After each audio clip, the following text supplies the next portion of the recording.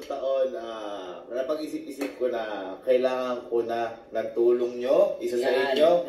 At naghahanap po kami ngayon ng editor. Pero siyempre ito, hindi lang po ito basta editor. Kasi alam niyo naman po lahat na araw-araw po kami nagbablog.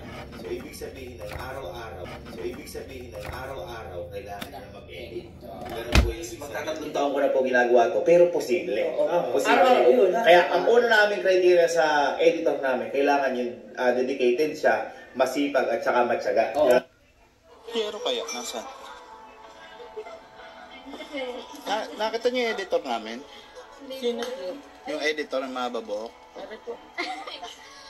Ay, niya ka po, kawawa ka naman, pre.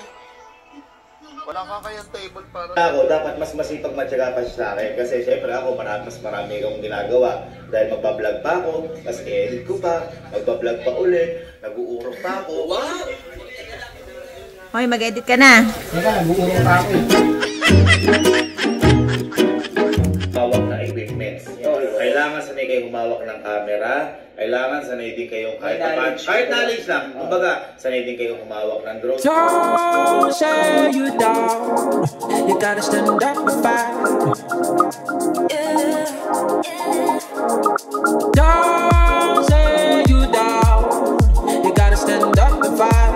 You got to stand up. Stand up and fight. Oh, you got. Oh, you got to stand up.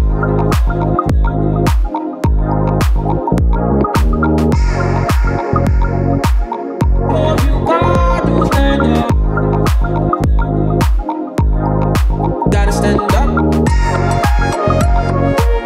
Oh, you got to stand up.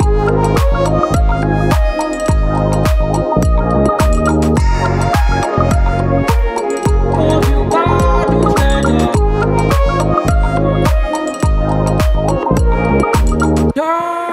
Sinasabi ko na po agad, hindi po madali yung mangyayari kasi po araw-araw po kami nagbablog and ang mapapangako ko lang, aalagaan kita. Kailan po, thank you mga mami sir, good luck po sa inyo lahat. Mabuhay po tayo muli. Thank you mami sir, God bless po. Let's go! Woo!